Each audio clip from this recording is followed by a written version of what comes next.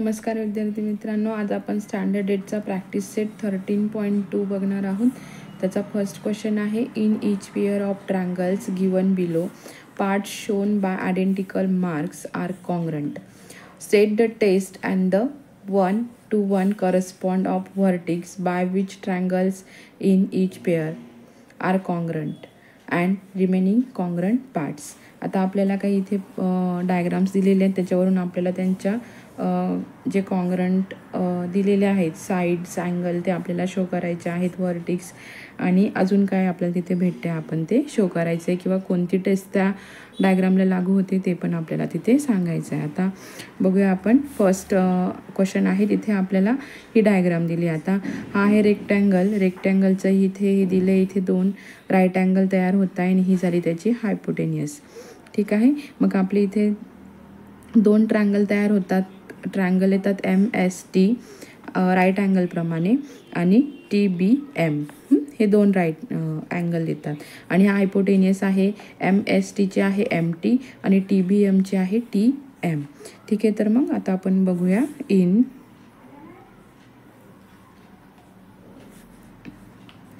Triangle MST and triangle TBM hypotenuse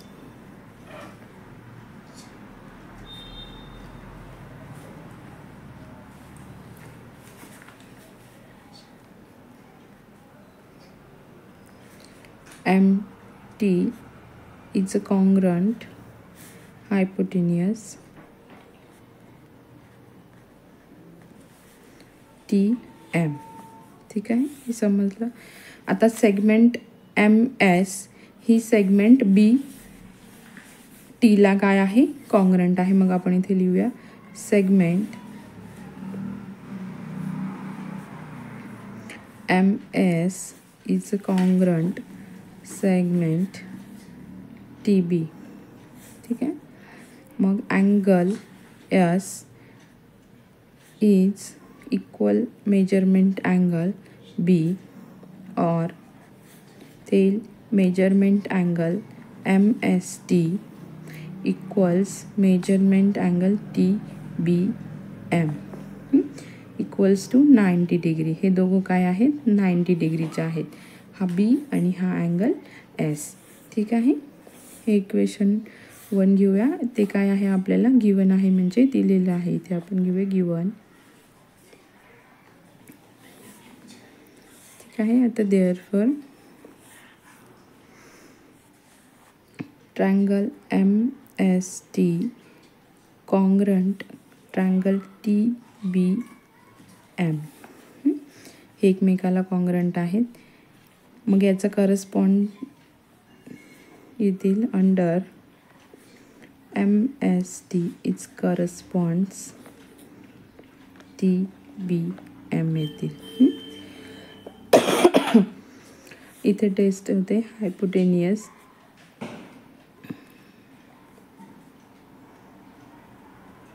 side taste.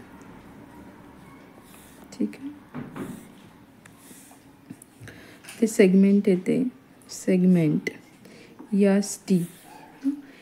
ST he congruent आहे BMला. Segment BM. ठीक आहे, इथे येतं करस्पॉन्डिंग साइड्स ऑफ कॉन्ग्रंट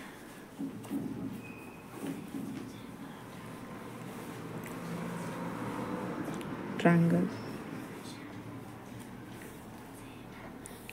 ठीक आहे, आता आपण इथे घेऊया angle SMT is congruent angle BTM आणि angle SMT congruent angle BMT.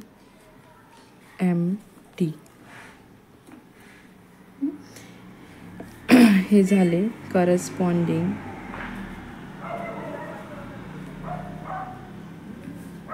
Angle of congruent triangle.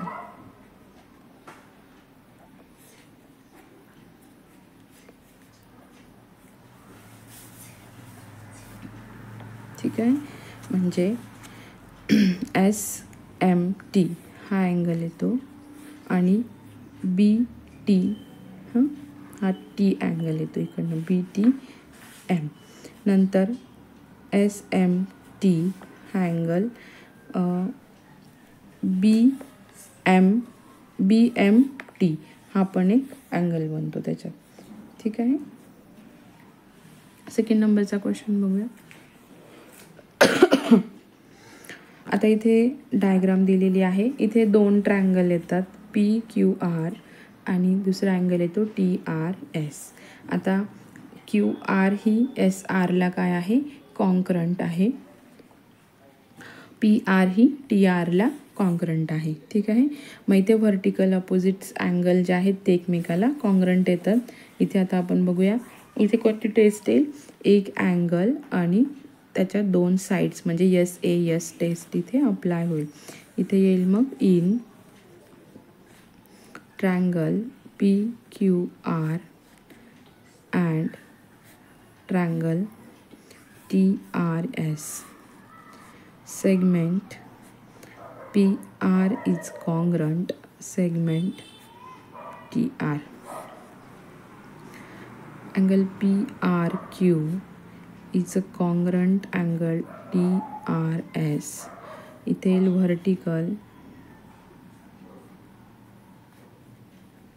vertically opposite angles.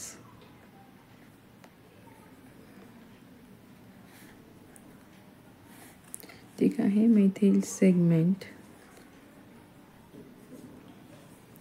RQ concurrent segment RS.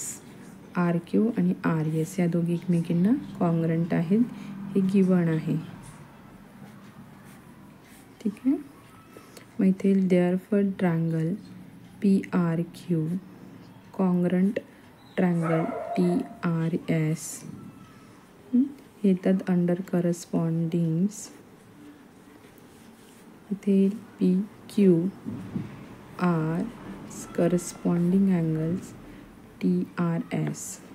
इथे टेस्ट येते आपली SAS taste.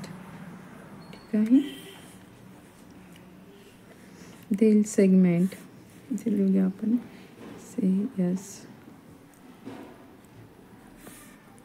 segment PQ is congruent segment ST. PQ he segment STला congruent आहे. ठीक आहे, मग इथे येईल corresponding side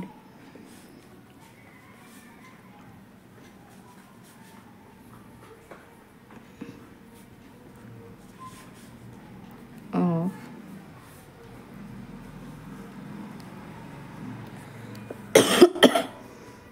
congruent triangle.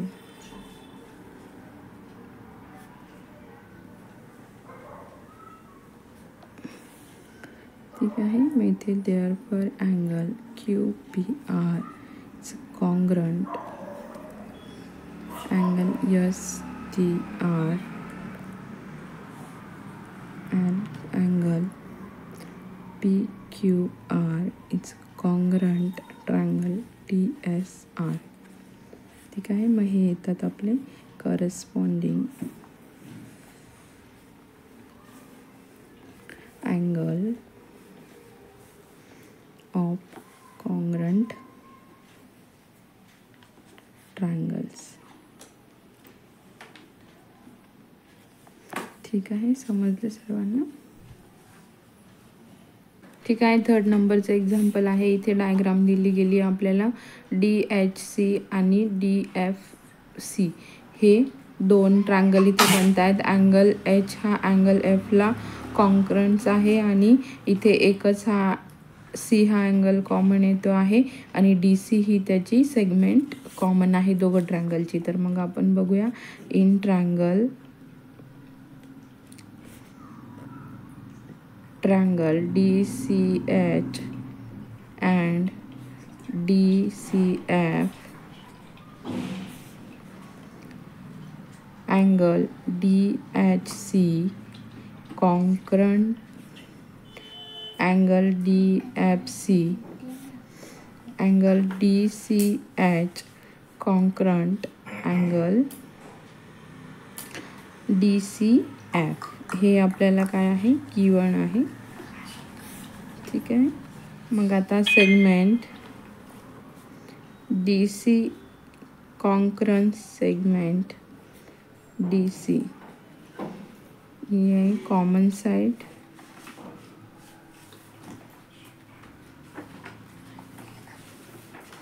Therefore triangle DCH congruent triangle DCF under DCH correspondence angle DCF. इथे ते टेस्ट AAS,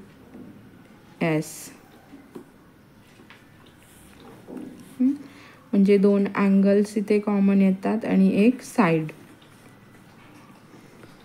ठीक आहे. मग segment HC concurrent segment FC,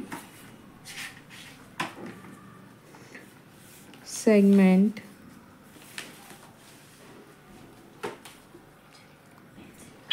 DH concurrent segment DF, हे आहेत corresponding side of concurrent angle. Corresponding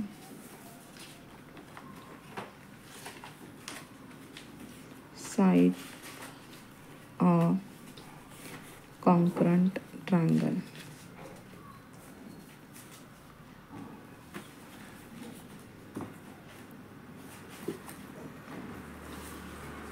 ठीक आहे. मग angle HDC concurrent angle FDC, म्हणजे HDC आणि FDC, F आणि C हे दोन अँगल इथे कॉन्करंट आहेत. मग इथे येईल corresponding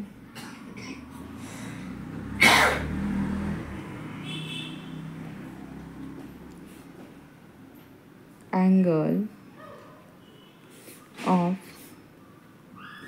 concurrent triangle.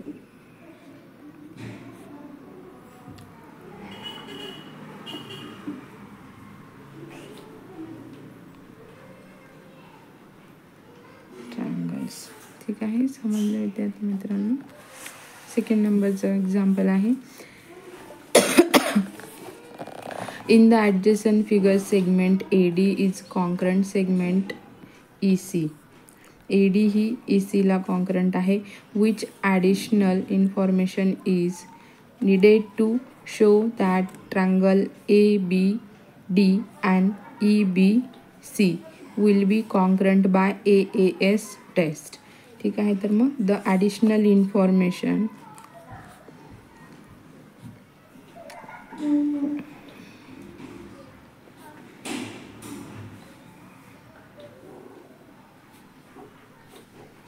that is needed to show triangle ABD,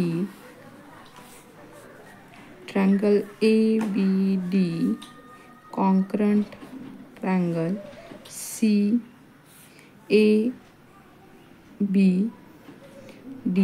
हा concurrence CBE BE. ठीक आहे. By AAS test would be first angle ADB concurrent angle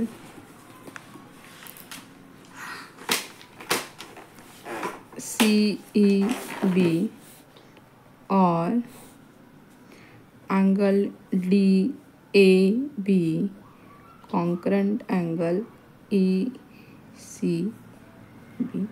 ठीक आहे, तर समजलं सर्वांना. अशाच नवनवीन व्हिडिओसाठी चॅनलला लाईक करा, सबस्क्राईब करा आणि तुमच्या फ्रेंड्ससोबत शेअर करा. थँक्यू.